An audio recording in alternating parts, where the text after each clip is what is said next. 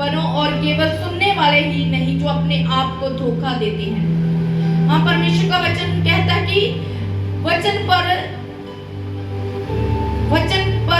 चलने वाले बनो और केवल सुनने वाले नहीं। चलने वाले कौन होते हैं? आज मैं बताती हूँ। वचन पर चलने वाले कौन होते हैं? जो वचन सुनते हैं, वचन को मेडिटेट करते हैं, घर जाते हैं। आज कौन सा वचन था? आज इस वचन पर मैंने मनन करना है, मैंने आज ये वचन सुना है, मैंने वचन को ध्यान से सुना है और इसको मैंने संभाल कर रखना है। वो लोग होते हैं वचन को सुनने वाले, ग्रहण करने वाले। आमीन। तो जैसे ही आप वचन को ग्रहण करते हैं तो शैतान आपको कैच करता है कि इसके पास वचन है, इसने वचन को कैच कर लिया है, अब मैं इसके पास नहीं जा सकता, मैं कैसे इसके पास जाऊं, इसके पास तो वचन है। वो वचन से डरता, किसी बात से नहीं डरता। आप प्रार्थना में बैठते हो वो डरता है, आप वचन खोलते हो वो डरता है, आप वचनों से प्रार्थना करते हो वो डरता है। क्योंकि वचन से की गई प्रार्थना से शैतान हार जाता है, वो पहले से ही हारा है। लेकिन अगर वो अपने आप को कहे कि मैं जीता हुआ हूँ, मैं बड़ा ताकतवर हूँ, मैं बड़ा शक्तिशाली हूँ, तो आपके आगे वो कुछ भी नहीं है, आपके आगे वो कुछ भी नहीं है। आपके आगे वो छोटा सा चूहा है जो आपके आगे आने से पहले आप वचन में वो मर जाता है, आपको वो छूने नहीं पाता, क्योंकि आपने वचन सुना है, वचन को पढ़ा है, प्रार्थना की है। प्रार्थना करो, चाहे प्रार्थना आपकी 5 मिनट हो, ज्यादा नहीं कर सकते, आप बहुत ज्यादा बिजी हो, काम करते हो, काम पर जाते हो, तो टाइम निकाल कर जहां भी बैठे हो 5 मिनट परमेश्वर का धन्यवाद करो। यानी कि परमेश्वर को याद करना मत भूलो। जब आप परमेश्वर को याद करना भूल जाते हो, आप प्रेज नहीं करते परमेश्वर की, आप परमेश्वर को पुकारते नहीं हो, तब जब मुसीबतें आती हैं तब लोग कहते हैं परमेश्वर को पुकारो, परमेश्वर के आगे विनती करो। तो जब आप विनती करते हैं तो परमेश्वर नहीं सुनता, क्योंकि परमेश्वर कहता है जब मैं तुझे चाहता था, मैं चाहता था तू मुझे पुकारे, तब तूने मुझे पुकारा नहीं, तो अब मैं तेरी कैसे सुन लूं और कैसे तुझे उत्तर दे दूं। आमीन। तो परमेश्वर का उत्तर लेना है, परमेश्वर के आगे झुकना है, तो पहले प्रार्थना में लगे रहो, प्रार्थना करो, वचन पर ध्यान दो।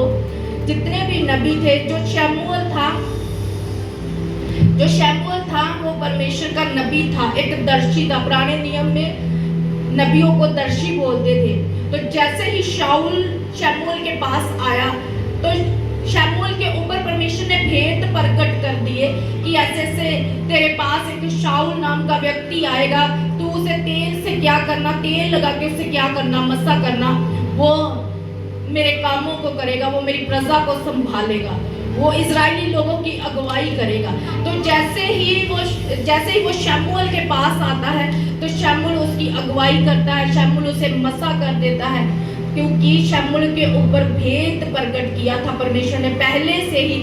आज जो लोग परमेश्वर के दास की बुराई करते हैं, परमेश्वर के दासों को तुच्छ जानते हैं, जो कहते हैं कि परमेश्वर के दासों को टोंट मारेंगे, परमेश्वर के दासों को कुछ भी बोल देंगे, तो परमेश्वर सुनता नहीं है कि वो तो एक नॉर्मल से है, परमेश्वर है तो परमेश्वर के दास ही। लेकिन नहीं, परमेश्वर अपने दासों को सब साफ साफ बता देता, कौन तेरे लिए अच्छा है, कौन तेरे लिए बुरा है। परमेश्वर सब भेदों को प्रकट करता है। तो परमेश्वर अपने दासों पर सब कुछ प्रकट करता है, सब बातों को प्रकट करता है। इसलिए परमेश्वर ने अपने दासों को चुना। इसलिए परमेश्वर ने कहा जब ही शाऊल तेरे पास आएगा तो उसे क्या करना, मसा कर देना। अलीशा जो था उसमें परमेश्वर का मसा क्यों आया? क्योंकि परमेश्वर से वो लगाव रखता था, एलिया के साथ रहता था, एलिया से वो लगाव रखता था, एलिया के नजदीक रहता था, एलिया की सेवा करता था, एलिया के हाथ पांव धुलाता था और कहता था कि तेरे यहोवा के जीवन की शपथ मैं तुझे कभी ना छोड़ूंगा।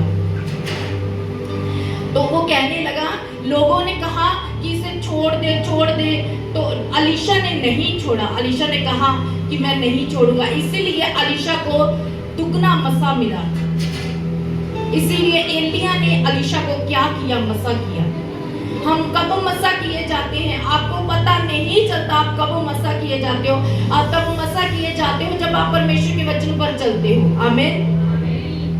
तो जैसे ही आप परमेश्वर के वचन पर मनन करना शुरू कर देते हो, मेडिटेशन करते हो, तो परमेश्वर आपको धीरे धीरे धीरे धीरे आजाद करता है। परमेश्वर आपकी परेशानियों को दूर करता है। परमेश्वर आपके हालातों में सुधार लेकर आता है। परमेश्वर आपके घर को खोलता है। आप ध्यान से वचन सुनते हो, ईमान से चर्च आते हो, पूरे विश्वास के साथ चर्च आते हो, तो आपका विश्वास आपको क्या करता है? चंगा करता है। परमेश्वर ने कहा तेरा ईमान ना डोले, तेरा विश्वास ना डोले, तेरे लिए मैं खड़ा हूं तेरे सामने। तुझे कोई भी धक्का दे देगा, लेकिन मैं तुझे कभी धक्का नहीं दूंगा, क्योंकि मैं तेरा बाप हूं, मैं तेरा सब कुछ हूं। तो आप सब कुछ परमेश्वर को मानते, तो अगर आप किसी भी हालात में क्यों ना हो, मुसीबत में क्यों ना, 10 दिन परमेश्वर को पुकार कर देख लेना। परमेश्वर हर बात का न्याय कर देगा, वो उत्तर देगा। परमेश्वर आपको फ्रूटफुल कर देगा। आमीन।